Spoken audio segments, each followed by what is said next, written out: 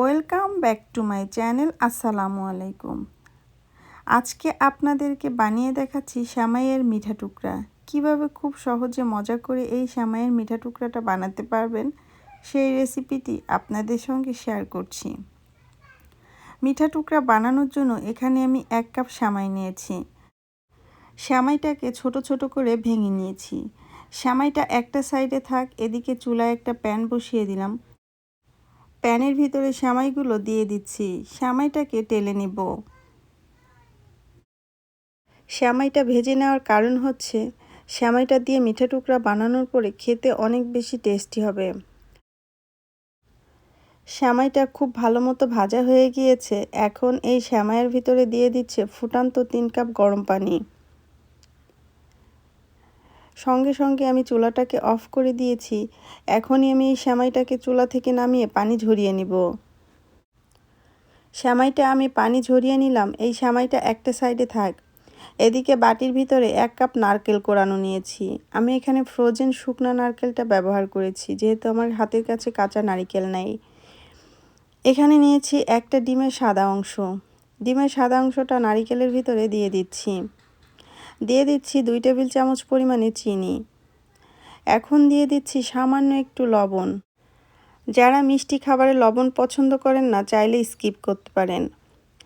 এখন দিয়ে দিচ্ছি 1 চিমটি পরিমাণে এলাচের গুঁড়া। এলাচের গুঁড়াটা আমি ঘ্রাণের জন্য ব্যবহার করেছি। এখন দিয়ে দিচ্ছি সিদ্ধ করা সেমাইটা। প্রথমে এইগুলোকে হাত দিয়ে একটু মিশিয়ে নিচ্ছি। হাত দিয়ে একটু মিশিয়ে নিলাম। এখন দিয়ে দিচ্ছি 2 টেবিল চামচ পরিমাণে ময়দা। ময়দাটা আমি বাইন্ডিংয়ের জন্য ব্যবহার করেছি। এখন সব কিছু ভালো মতো হাত দিয়ে মেখে নিব। সব কিছু ভালো মতো মেখে নিলাম। এটা একটা সাইডে থাক। এদিকে চুলায় একটা প্যান বসিয়ে দিয়েছি। প্যানের ভিতরে দিয়ে দিচ্ছি 4 টেবিল চামচ পরিমাণে ঘি।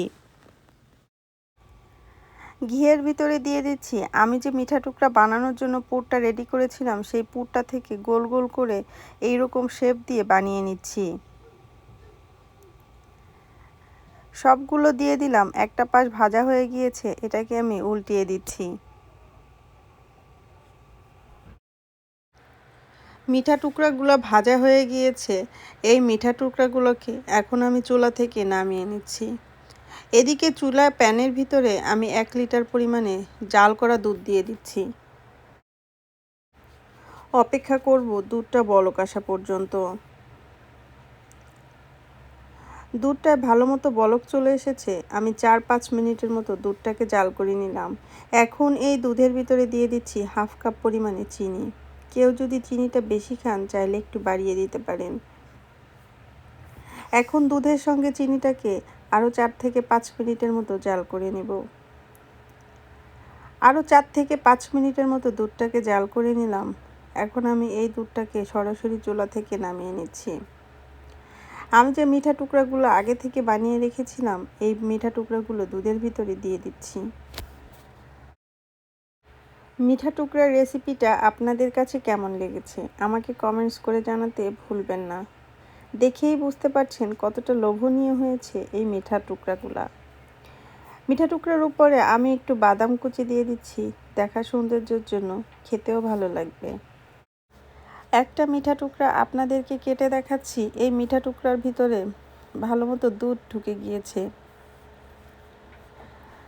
আমার রেসিপিটা দেখার জন্য আপনাদেরকে অসংখ্য ধন্যবাদ।